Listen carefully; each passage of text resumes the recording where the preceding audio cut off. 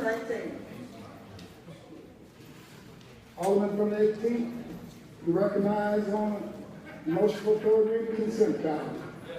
Yes, Mr. President, members of the board, I move for adoption of the third reading final passage calendar. Moved by Alderman from the 18th, second by Alderman from the 20th. Any discussion? Madam Clerk, please call the roll. Alderwoman Tyus. Alderwoman Flowers. Alderman Bosley. Alderman Moore. Alderwoman Hubbard. Alderwoman Gracia. Alderman Conway. Alderman Ortman. Alderman Balmer. Alderman Villa. Alderman Arnold. Alderwoman Murphy. Alderwoman Howard. Alderwoman Green. Alderwoman Behringer. Alderman Rhodey. Alderman Kennedy. Alderwoman Davis. Alderman Schmidt. Alderman Fritz. Alderman Boyd. Alderman Vaccaro. Alderman Ogilvie. Alderman Cole. Alderman Williamson. Alderman Carter. Alderman Cruzen. President Reed. Alderwoman Howard.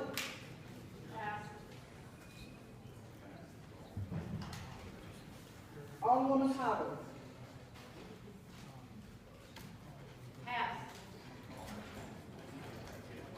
Yes, Alderwoman Howard. 26 ayes, votes, 1 present. by vote, the same motion, Alderman from the 18th and third read and finally pass the aforementioned bill. That's the extent of third reading consent.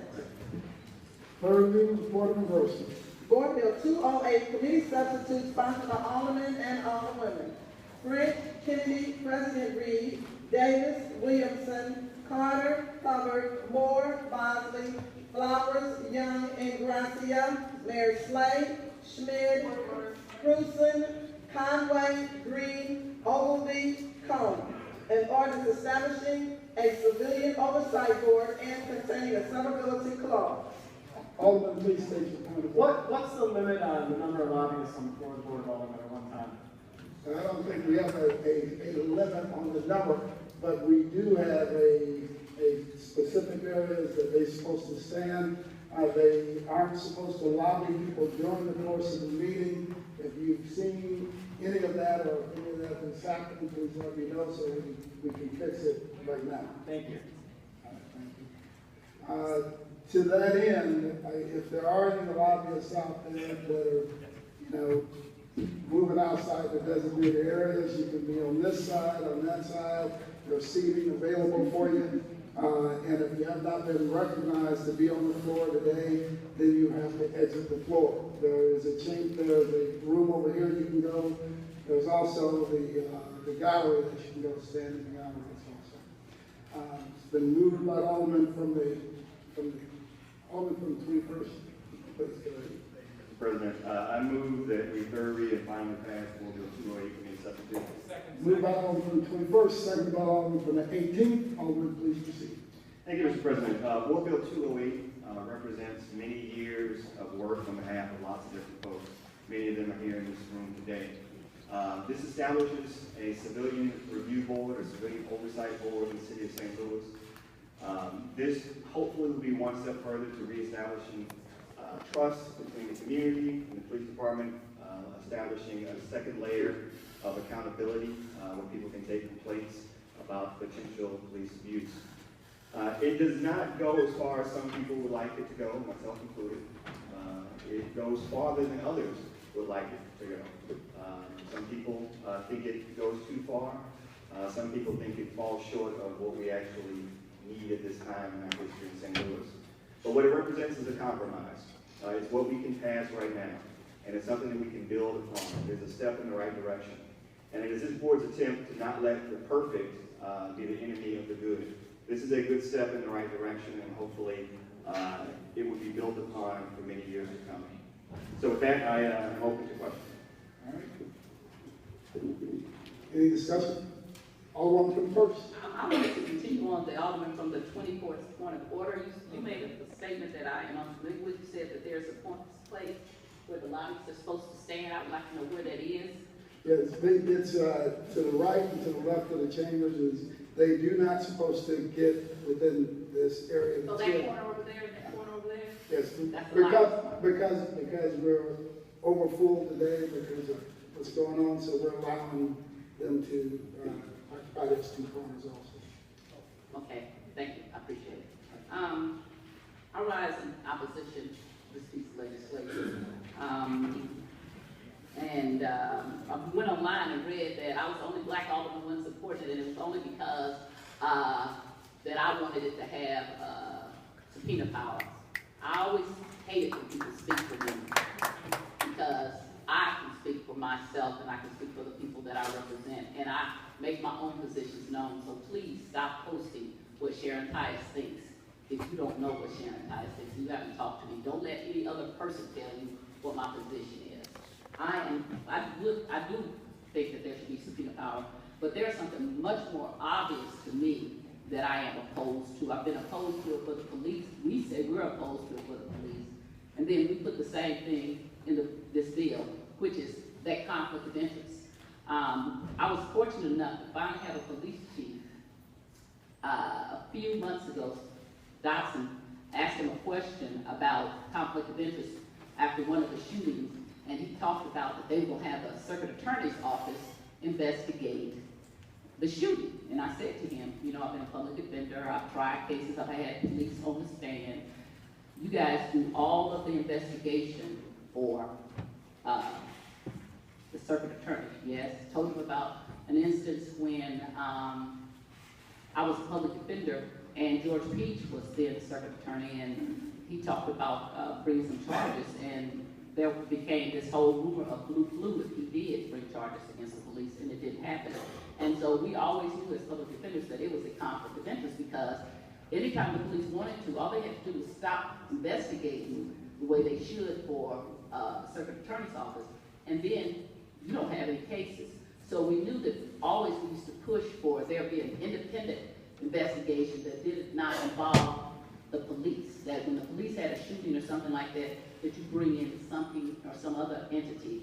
And now they are talking about trying to get the Attorney General of the state of Missouri, but somebody that you don't have to try cases for, you don't have to do the investigation, because that makes it too hard for a circuit attorney to then have to go around and investigate sales, basically. And so in looking through this bill and reading it, one of the things that I find circuitous and conflicting, along with the fact that I agree with Alderman from the 11th about the mayor's name being on it, and then also that we don't have an Alderman Young from the 7th, and that name should be taken off of it, is that this whole thing about,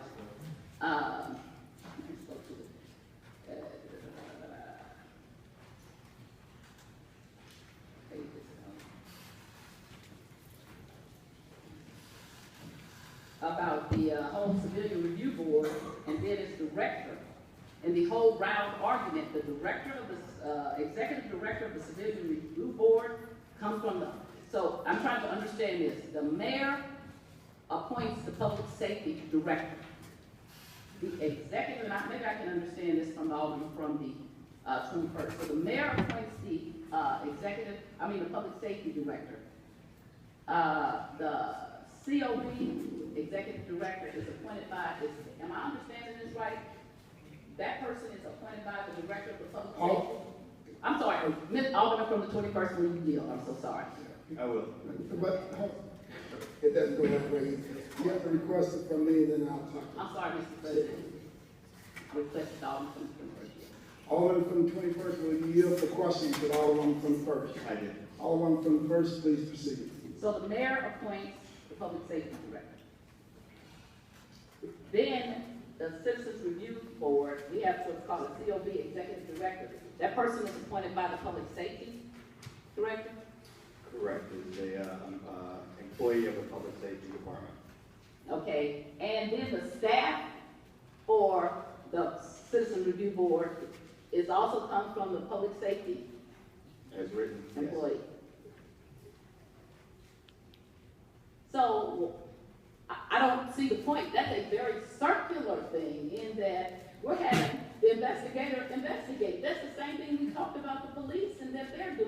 Yet here we are writing legislation that does the same thing. It gives investigation ultimately over to the public safety director. Okay, so that was, I want people to know, I don't like conflicts of interest. I don't like them in any form or shape. All the time I've been down here, there's many times people offer things to my husband, his friends, and I always say no, and they say, why do you say no? I say that's an appearance of impropriety, or that's a conflict, an actual conflict of interest. This is not any kind of an independent board when you have it going back to the public safety director. I just never understood that. As I read through this bill, I looked at page 5 of 26, and it talks about, in page 4 of 26, it talks about independent inquiry and about the members of the Citizen Review Board asking for physical evidence and other things to investigate. So, if they ask for evidence and we don't have subpoena power, then what happens if the people refuse? Question me? Yes. So this board does not have subpoena power. They can request that information from the chief and from the Civil Service Commission. And so what if they refuse to give it to you? That is an issue. And so, You might recall that in the last committee hearing, when we discussed this thing, I spent 3 hours and pointed out all the issues that I would have liked to see strengthening this. I understand. And I share your concern with the amount of independence this board has in the executive branch, and I would hope that those are things would be strengthened at a later time. no, it's not my concern. It has none, zero. When you have the person who is directly appointed by the mayor being in charge of it, and then his staff, because we all know down here at the Board of Aldermen, we can request stuff. If the people don't want to, unless we can go to a committee meeting and put subpoena power, they just ignore your request. Remember how many times you requested information from the street director that I finally got, but you kept asking for it? So if we have a Citizens Review Board that is staffed by the public safety director, if he says we don't have time, we won't get to that, there's nothing we can do about it. Okay, that's an appearance that we have something that we don't. So there's absolutely no autonomy at all. I'm not talking about a little bit. I'm saying this is the very conflict of interest that we talked about with the police and the circuit attorney's office that we are creating in this legislation. Okay. So when they refuse, if they don't want to do it, there's nothing that this Citizens Review Board can do. Is that correct? Presently, no. Okay. So, and that's if they ask for a reconsideration request or anything like that. All they can do is request. Request. Okay, and if the public safety director says that his staff members don't have enough time to do whatever, then there's nothing that the Citizens Review Board can do about that? Well, I guess theoretically they could sue, but they do not have authority to directly subpoena or demand it. And where would they get the money to sue? So the budget comes from the public safety department. Right. And they have to talk to the city councilor's office. Okay, and Alderman, I know that, I'm just saying, you're carrying this, so I have to ask you these questions, because people put out misinformation about what my position is, and my position is write good legislation, and that this is not. Alderman, I pulled up the mayor's executive order number 38, which is the Civilian Review Board that was signed into law March, or signed into not really law, but the executive order. He affixed the seal of the city of St. Louis on the 30th of March 2006. And that was to set up a Civilian Review Board in 2006. Right. And I can't remember when you came down here. Since you've been down here, have you seen any existence of a Civilian Review Board? I have not, and I remember following that when it was happening, and that was in response to this board previously passing the Civilian Review Board bill, which was vetoed, and that was created. It was created. Exactly. And in its creation, it almost has the exact language, almost everything, pretty much, that's in this Civilian Review Board here. This is what the mayor said that he would go along with this right here, okay? And I requested from the city councilor, because there was an opinion that I was told that was floating around. So before we went down months ago, I requested from the city councilor, I wanted a copy of that opinion. I still don't have a copy of that opinion, because I talked to our former attorney here at the board, who had a difference of opinion, and from what I had heard, I know that that opinion was not correct, okay? And sometimes the city councilors think they work for the mayor instead of the city of St. Louis. They just don't get it that they work for the city of St. Louis. So I asked for that opinion because I wanted to try to understand, because one of the things I read is that the mayor said he would not support, that he did support the last one, and he wouldn't support an elected board. And my question was, why wouldn't they support an elected board? We're all elected, so I didn't understand that. But I couldn't get my answers because just did not supply the records. And I have an actual piece of legislation that I'm coming back with this new term, saying that when we ask the city councils and other people for things, and especially city council, that ought to be provided to this board of aldermen within a week at the longest. Okay, that's really too long. That we have a right to look at city council's opinion, and either our attorney should get it or they should provide it. But just not to give it to it is ridiculous to me. The other question that I have is, how are these districts put together? Who decided what districts would be included and where? I think those districts are put together after some discussion between the proponents of the Civilian Oversight Board and the mayor's office. And again, it reflects kind of a geographic continuity and some compromise. Well, they're actually the same exact districts that the mayor had in his executive order back in 2006. And so it didn't seem to, of all from the fourth, and I don't feel like that there was a compromise at all about where the district should be. And it seemed to be made up so that the mayor could cherry pick if there were some votes that were proposed from his allies versus people who would have a difference. That also makes me concerned, because if you're cherry picking from your allies, then you don't have an even less independent board in which would challenge things. And I don't disagree with that. It's one of those things that we discussed in committee. Okay, going to page 8 of 26, section 6, talked about terms of office. And one of the things of the terms of office was that after the initial term, you would have so many, and that no member may serve more than 2 consecutive terms. So I guess my question, some of these things, this is something that can be tightened up, I guess. If someone comes in at a half term of, say, somebody they replaced, is that counted as a term currently, or is that a half term, and then is it 2 full terms they cannot serve, or how does that work? Or is this responsibility? That's a good question. I think it would, I would think that it would mean that even that partial term would be a term. So if you did 3 months, that would be your term? I would think so. Unless that's tightened up later. Okay. And also, I'll say this before, I think that I would love to see something, another reason I'm opposed to this bill is because I don't think that the mayor had to appoint every person. One of the things we've done in other things is that, in our LRA, comptroller has an appointment, some other people. So I would have supported something which the president of the board had something, the comptroller, some other people have something to do with not just the police, but the monthlies and the other things.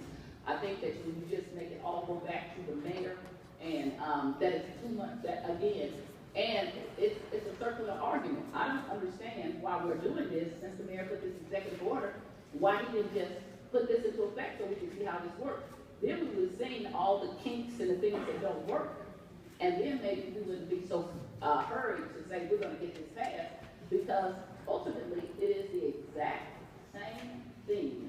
It gives the exact same power back to the mayor as under this executive order. And obviously, I don't understand why he has his name on it. He didn't do anything with this one that he did in 2006. So why put your name on legislation at the Board of Aldermen, unless of course you're coming back over there to sit where Craig Schmidt sits, because that's where the mayor used to sit when I came here. Unless you're coming back and sitting at the Board of Aldermen, then why have your name on this legislation unless this is fluff? This is trying to act like you're doing something when you already had this in effect and you did absolutely nothing with it. It wasn't a good piece of legislation, well, it wasn't legislation, it wasn't a good executive order. And then for us to go behind and to put this in writing and say, well, we got something, we don't have anything that we did not have under this executive order. This is just making us look like that we're a rubber stamp, and we should not be a rubber stamp. The Alderman from the 11th shared with me when I got in here today some things about the North Side regeneration, which I was adamantly opposed to. The Alderman from the 11th voted now.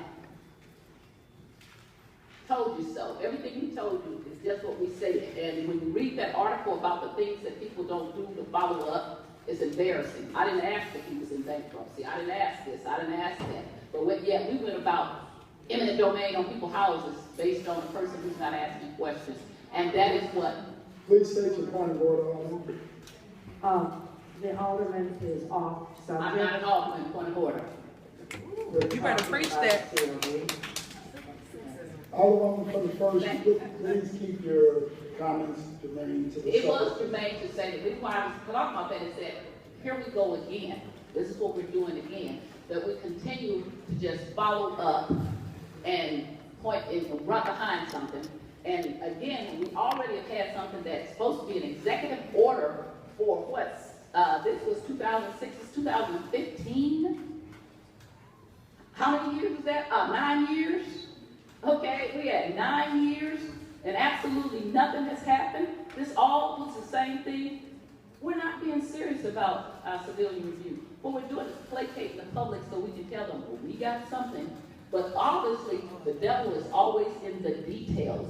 And so when you start trying to implement this, for the people who really want a civilian review board, you're not going to get what you think you're getting. You're going to get something that is run by the mayor, by his appointee, that he, at will, cannot, and does not have to put any money in there to have a budget, or they'll say we don't have enough money. We got rid of our police board that the governor appointed. Now we don't have a police board. Since I've been back here, we had the president or the chair of public safety be able to be in charge of it, the one that left from the 7th, and she prevented the public from even asking questions. The alderman from the 21st, you were very familiar with the former alderman from the 7th, not letting people ask questions and limiting the amount of questions that the people on the committee. Right now, I see in this piece of legislation, they talk about a commissioner. Is a police chief now currently the commissioner, or is that anticipated that we're going to have a police commissioner at some point? Do you know that? Under local control, the police chief is actually the commissioner. Okay. We just don't call him the chief. And we have no police board at all now. Correct. And right now, under local control, we do not have a means for the public to address the police like they used to be able to do when we have police board. Correct, but I do believe the public safety committee is going to start calling the chief in on a regular basis. For the public to ask questions. I don't think the rules have been established yet on how those meetings will be handled. We have to step in the right direction of getting them in to speak to the public.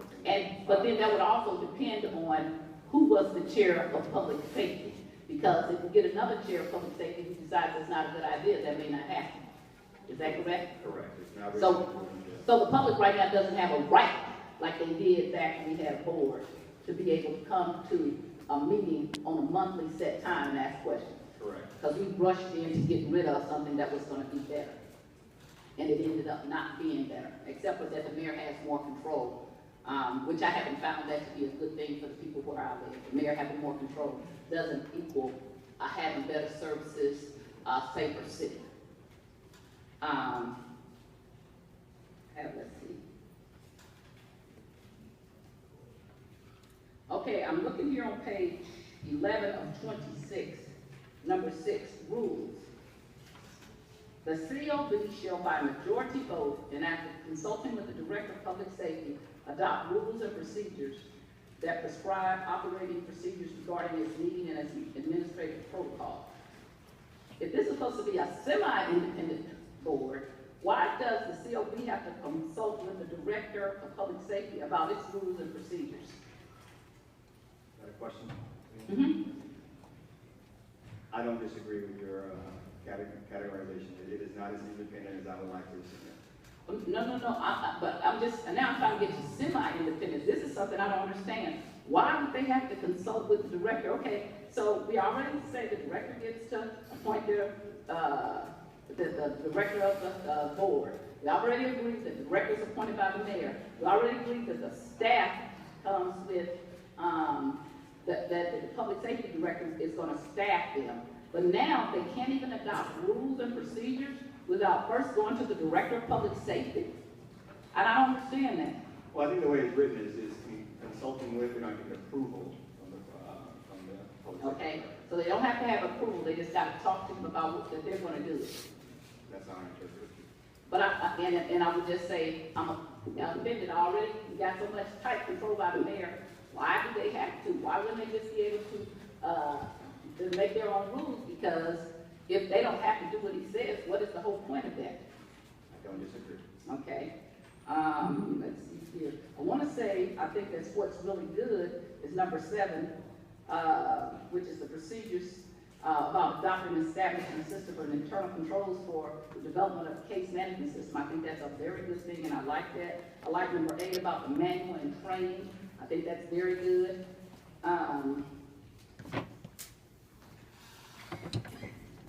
I want to have some questions about the standard of professional conduct for the members of the COB. And are there some standards of professional conduct that are already someplace? Yes, there's a National Association of Civilian Review Boards. Okay. You can have a standard practices for everyone to subscribe to. And so there's a training program, or will they have to establish a training program? They would have to establish a training program. I don't know if there's one that the National Association already has that can be adopted, but that would be something that the board would have to decide. Okay, now, then it says on page 12 of 26, for purposes of these training requirements, COB members shall not be considered volunteers. I read someplace else in the legislation that they can have volunteers to do research and things like that. Right. Is that what they're saying? Is that what that pertains to? Is this something else? Right, in the legislation, it identifies volunteers and what their roles and responsibility would be. And the volunteers don't have the same level of training or requirements. So it specifies that the members of the board do have that extra level of training and requirements. I like that, again, I'm going with some good things. I like about the data. I see that you took out the term racial profiling, and I kind of figured out myself why you did that. Well, can you tell me then, what other profiling we had a problem with, besides racial or young people? Well, I mean, I think there are a lot of different groups that have complained that they are targeted by police based on gender, sexual preference, Okay. location, Okay. economics. Okay. Okay, now when we get this data, and we analyze it, so that data will be done by the staff and or the volunteers, both, or separate, or who will do this? The data analysis Yes. or the data gathering? So the data gathering, it's assumed, is already gathered by Right. other organizations. The State Attorney General, for instance, gathers racial profiling data. Right. And so this board and its members would have access to that data and can do an independent analysis to see if there's a problem in San Francisco. So the analysis would be, I'm sorry, The board, the COB, would do okay, this. not the volunteers, but the board themselves. A combination thereof. So, correct, so the office of the COB, whether that Okay. be the members themselves or the staff. Okay, so now I'm on page 14, talking about these internal audits. So I want to make sure I understand this. The board members will not be paid, is that correct, except for maybe expenses that come up from their pockets? Correct, they're not paid. Okay, so When I look at all of this, and we're talking about, this is a full-time job. This is not a small thing that they would be committing to. So, says the COB shall perform regular audits of intake procedures, and when you say that, that's the board members will be doing that. Correct. Okay. Or staff.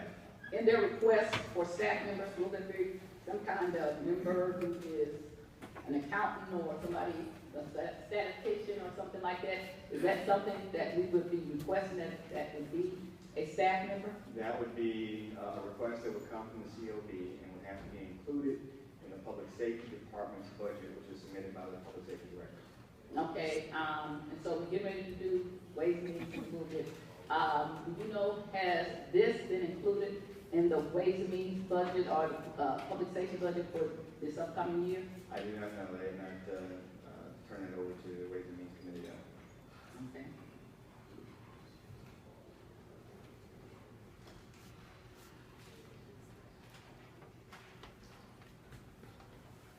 So part of the staff should be known, will there be a separate investigative staff for the COB?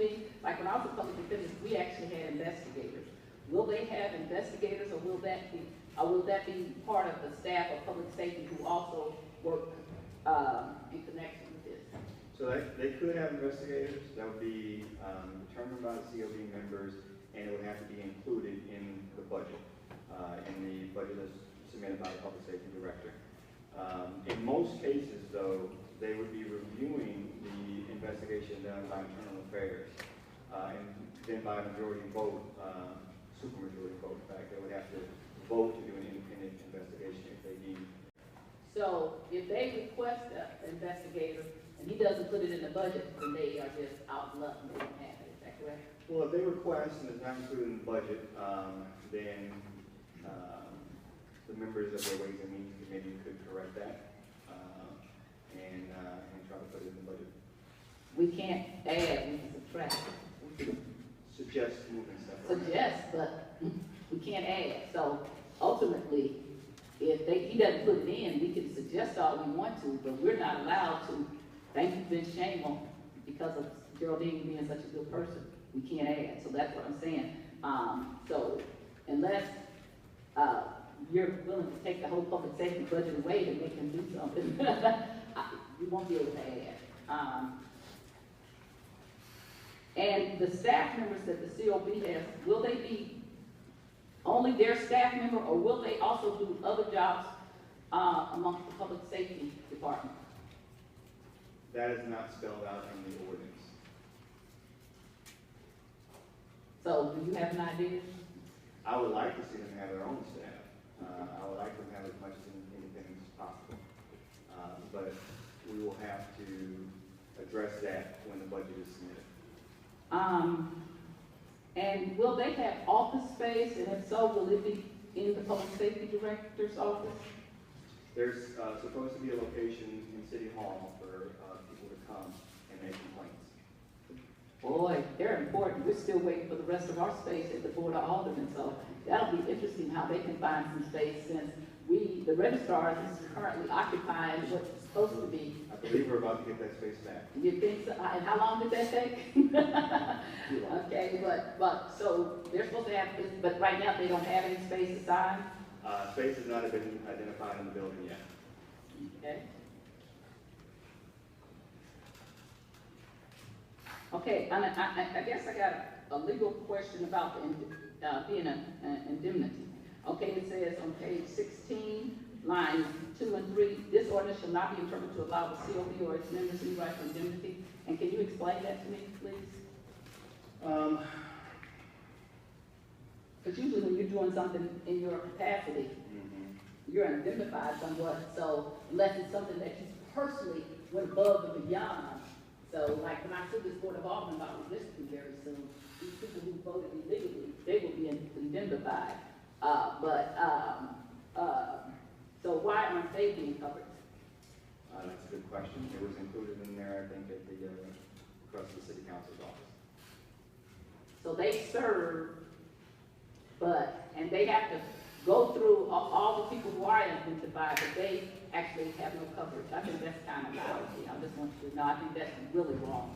You should not ask people to come and serve, and then they not be covered if something happens, unless they purposely did it, and it was something outside their scope of what they're supposed to do. I think that's wrong. I don't know why the city council would say that, except for, that is to me like something they planned that should be rethought. I don't disagree.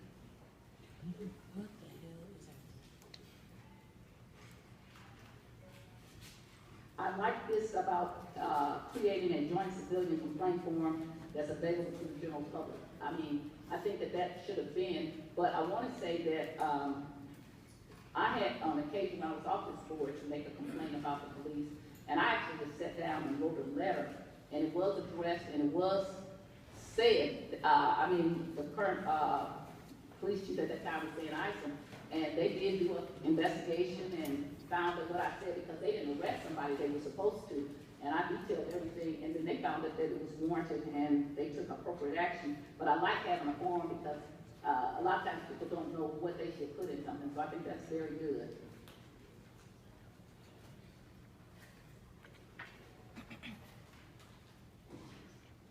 So, and I also I'm understanding on page 17 of 26, the COB will not investigate employment-related complaints against fellow officers or superiors. So what if I'm an officer, because this is what I've found that happens. Sometimes when officers go over that thin blue line, or that it's not as thin as it used to be. And they're the good officers and they see something that's wrong. Like I would have liked to see when we saw that thing when the officer went and got that, what looked like a taser after he killed the guy and dropped it. I would have liked to see that black officer report him instead of go around as though nothing happened. So are you telling me that if a fellow officer has a complaint about one of his officers that wouldn't go through COB? No, the way I interpret that is when it says employment-related complaints, that would be things that would normally go to the Civil Service Commission, complaints about assignments, things like that. Okay, but and maybe it's like the IAD. So if, because one of the things what I would encourage, there are a lot of good police officers, and they a lot of times get stuck in the middle of being loyal to people that they should not be loyal to. And it makes them look like that, make people think that everybody's bad. It's like when they talk about politicians when it's a few, okay? So what about somebody has a complaint, they're a police officer? Do you see that going through the COB, or is that IED, or who does that go through? I don't think there's anything to prevent an officer from filing a complaint with the COB. I would think, though, that they would probably go through internal affairs.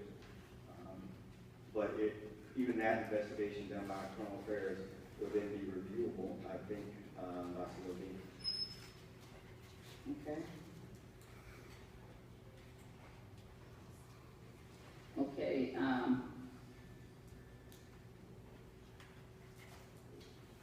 so as I'm understanding this process, once IAD, if there's a shooting or something in which there is a investigation, once IAD does the investigation and returns it into the police chief, then only and then will the citizens review board then be able to get the findings to do their own separate investigation? Is that the procedure? So the way the process would work is that in an officer-involved shooting, internal affairs will conduct an investigation. After the investigation is completed, those results would be turned over to COB to review. If they felt that internal affairs did not do a proper investigation, then they can vote to do an independent investigation. And once they do that, who